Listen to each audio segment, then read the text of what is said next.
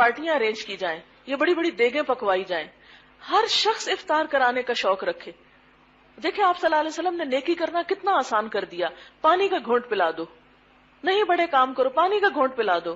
اب اس میں آپ کیا کر سکتے ہیں کہ گھر میں بچوں کو تربیت دے سکتے ہیں کہ ہر بچہ مثلا ایک دن سب کو افطار میں سرو کرے, دوسرے دن دوسرا کرے, تیسرے دن تیسرا کرے. اس میں کیا ہوگا کہ اس کو سب کا ثواب ملے گا, یعنی وہ سب کو پیش کر رہا ہے کھجور یا پانی یا وٹ ایور.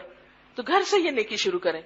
پھر اسی طرح محلے میں یا اور علاقوں میں, اور کچھ نہیں تو آپ سارے پڑوس والوں کو کھجوریں لے کر سب کے گھر میں ایک ایک پلیٹ یا جو پیکٹ وہ بھجوا دیں. پھر اپنے اپنے علاقے کا آپ کو پتا ہو کہ کتنے غریب فیملیاں ہیں یہاں پر, کیونکہ اگر ہر شخص اپنے علاقے کی فکر کرنے لگے تو آپ دیکھیں گے ہر جگہ پہ پھر غربت جو ہے اس کو کور کیا جا سکتا ہے. اور پھر ایسے علاقے کے جہاں کوئی قریب میں دینے والا نہیں تو ان علاقوں کا پتا ہو کہ اس رمضان میں یہاں یہاں یہاں اور کچھ نہیں, ایک کھجور ایک کھجور کا پیکٹ, یا آپ کوئی کھانے کی چیز, یا کسی دن پکوا کے اگر اللہ نے آپ کو وسعت دی ہے, کیونکہ کھانا کھلانا جنت میں لے جانے والے کاموں میں سے ہے.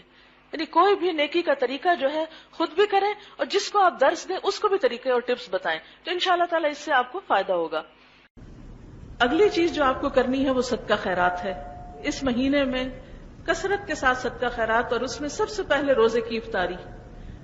صحابہ کرام کو جب آپ صلی اللہ علیہ وسلم نے روزہ افطار کرانے کا ثواب بتایا کہ اتنا ثواب ملتا ہے جتنا روزہ رکھنے والے کے روزے کا ہے, یعنی جس کو آپ افطار کرا رہے ہیں, تو اس پر سب نے کہا کہ ہمارے پاس اتنا نہیں ہوتا کہ ہم اوروں کا بھی روزہ افطار کرائیں, یعنی بمشکل اپنا کرتے ہیں, سب کو کیسے روزہ افطار کرا سکتے ہیں. آپ نے فرمایا یہ ثواب اس کو بھی ملتا ہے جو ایک لسی کے گھونٹ یا ایک کھجور کے ٹکڑے سے بھی کسی کا روزہ افطار کرا دیتا ہے.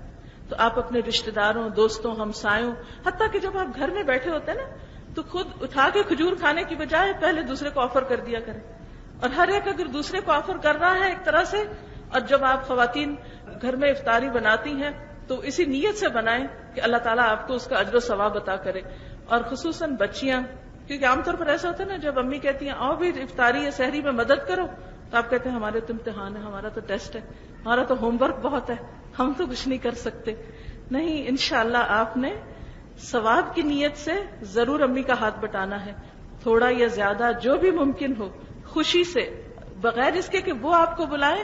آپ اس نیت کے ساتھ کہ روزہ دار کو جب روزہ رکھواتے ہیں تو بھی ثواب ہے, چاہے وہ اپنے گھر کے لوگ ہوں, اور جب افطاری بناتے ہیں کسی کو پانی پلاتے ہیں یا کھجور کھلاتے ہیں, چاہے وہ اپنے گھر کے لوگ ہیں, آپ ان کے لیے ٹرے میں لگا کے لے جاتے ہیں, پیش کرتے ہیں, اس سے بھی آپ کو انشاءاللہ اجر و ثواب ملے گا. تو خوشی خوشی ان کاموں میں آگے بڑھنا ہے.